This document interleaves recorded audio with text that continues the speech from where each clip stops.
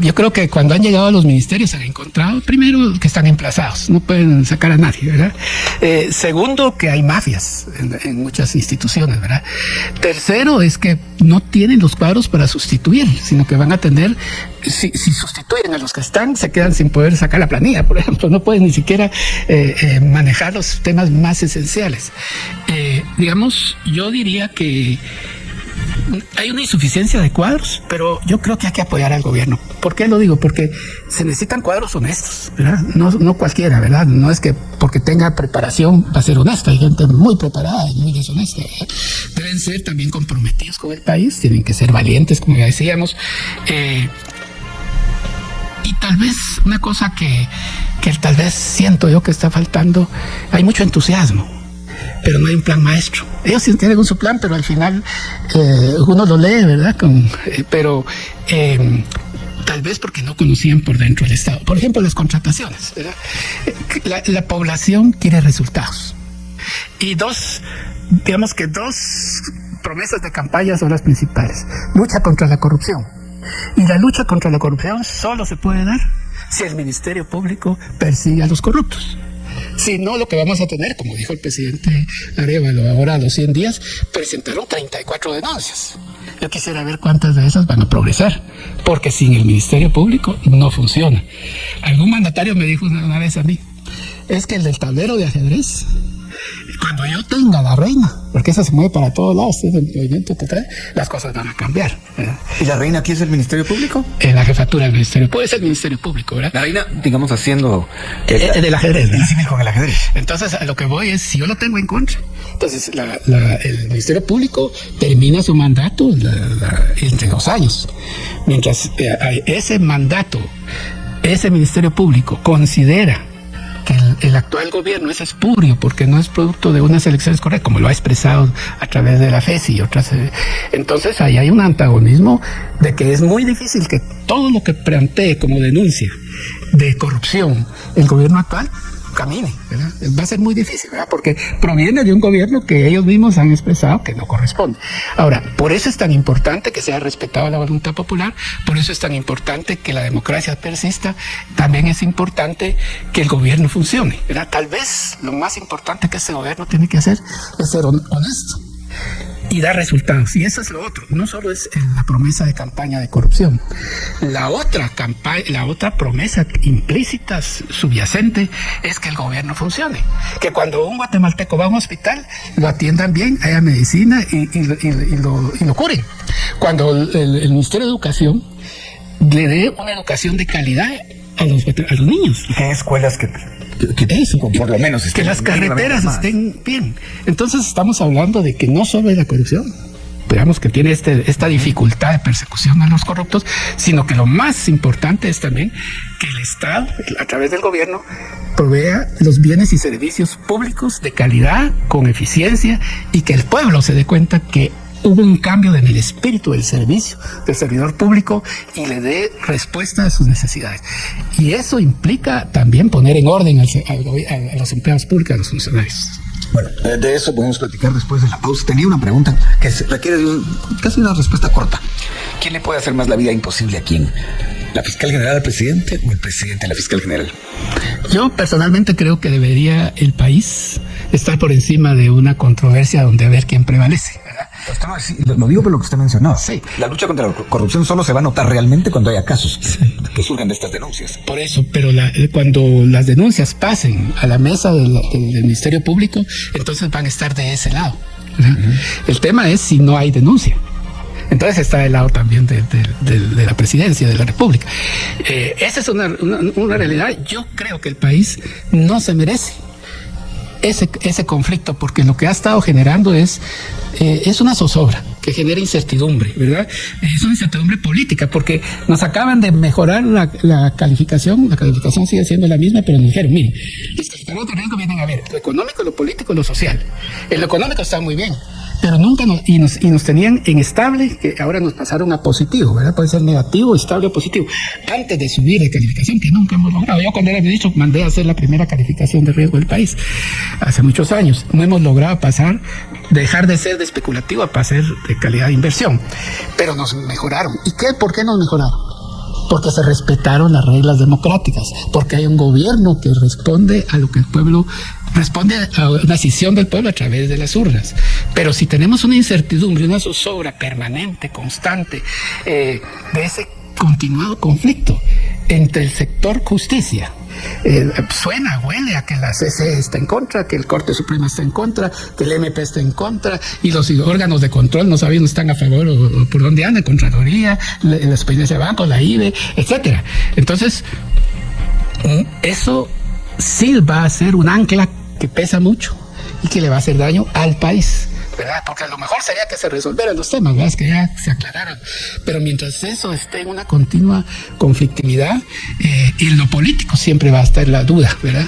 En lo económico y en lo social, creo que el país, al haber establecido y respetado la voluntad popular, ha mejorado. Dio un salto y hay 4 años en donde uno esperaría, así como hay 2 años para que se cambie la fiscal, hay 4 años para que el gobierno que salga electo haga su trabajo. Pero no hay ni un segundo más para ir a la pausa. Regresamos. Y nuestro invitado, que es el licenciado José Alejandro Arévalo, que entre otras cosas fue superintendente de bancos y ministro de Estado, nos estaba platicando acerca de cómo ve él el funcionamiento del Ejecutivo 3 meses después, un poco más de 3 meses después de tomar posesión, y de las dificultades que se enfrentan en el sector público para realmente poder avanzar con agendas y con planes y con acciones. Se añade a esta charla la licenciada Niret Montenegro, exdiputada, que usted la recordará como oyente de este programa, ha estado varias veces por acá, y entre otras cosas, además de graduada en Ciencias Jurídicas y Sociales, como se dice acá, en su hoja de vida uno encuentra que tiene una maestría de Políticas Públicas en la Universidad Rafael Landívar y es doctora honoris causa por la Universidad Elizabeth Tom College de Estados Unidos. Así que a la licenciada Montenegro le doy la bienvenida en este momento. Gracias por tomar la llamada, licenciada. Buenos días. Muy buenos días. Qué gusto de estar con ustedes en Emisoras Unidas, y a Luis Felipe y a quienes lo acompañan. Un gran abrazo. Gracias, licenciada. Aquí estamos platicando con el licenciado José Alejandro Arévalo acerca de cómo ve él, habiendo pasado por el Estado, habiendo conocido cómo se mueven ahí todas las situaciones que se dan. Usted conoce también el Estado desde la perspectiva del Congreso de la República. ¿Cómo ha visto en ese sentido la relación entre el Ejecutivo y el Legislativo en estos primeros 100 días? Pues mire, 100 días de gobierno pues le dan a uno, le indican más o menos el camino que se va a seguir. Yo quisiera rápidamente hacer una acotación en el entendido de que hubo una contienda electoral atípica, constantemente amenazada y judicializada. Incluso varios candidatos no pudieron participar. Y para poder tener certeza sobre la toma de posesión hasta casi el último día, hubo de hacerse alianzas. Esa es la impresión que tengo yo desde lejos.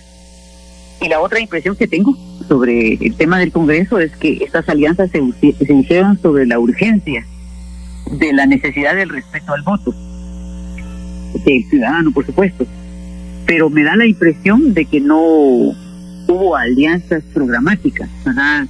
¿Qué le digo yo? Una agenda mínima en seguridad integral, me refiero a la salud, educación, empleabilidad, medio ambiente, o sea, no hubo sobre temas programáticos.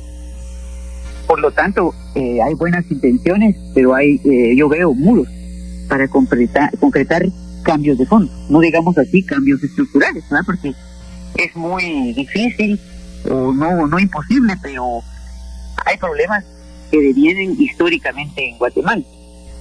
Yo creo que desde el Ejecutivo han tratado de resolver algunas cuestiones, pero en una frágil institucionalidad, ¿verdad? Lamentablemente. Han tratado de hablar sobre desmantelar la corrupción, hay casos ahí, el caso Sputnik, extorsiones, un poco mejorar la imagen internacional de las denuncias del misil.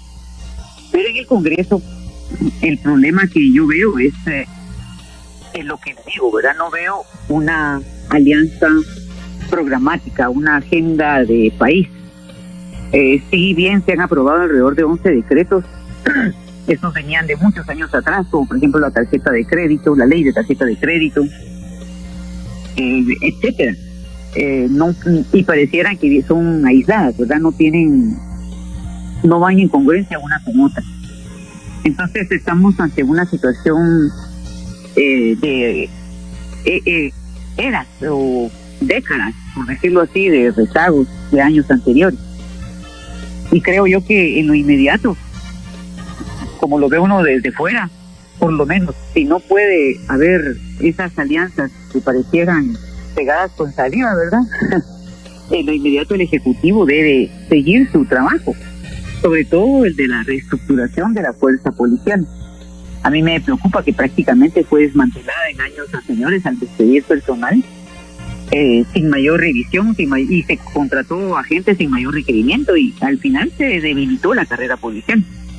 Y cómo entonces así en estos momentos se va a poder librar una batalla frontal contra las pandillas, por ejemplo, y el crimen organizado.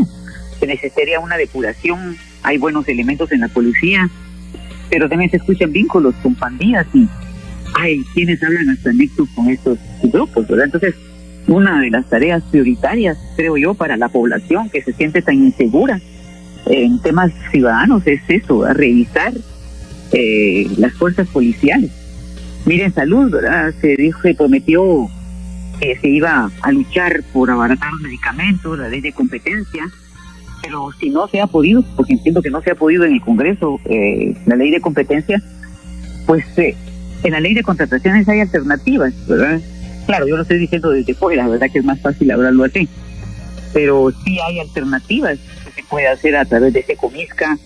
El artículo 44 permite al Estado poder adquirir medicamentos, claro, publicando en batecompras, etcétera, o incluso adquirir cualquier insumo que aquí no haya directamente desde el extranjero a precios más accesibles.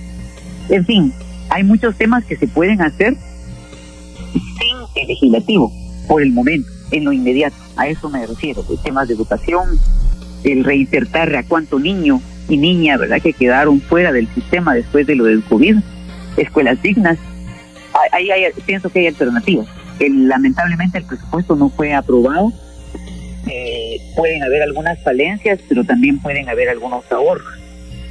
Entonces, al final de cuentas, yo lo que creo es que se debe repensar en estos 100 años, 100 años de soledad, en estos 100 días de gobierno. 100 años, sí. Mucho en una agenda de país, no de partido. Y bien, hasta acá el video de hoy. Recuerden que ustedes tienen la última opinión que pueden dejar acá abajo en la cajita de comentarios. Dicho esto, nos vemos hasta el siguiente video. Adiós.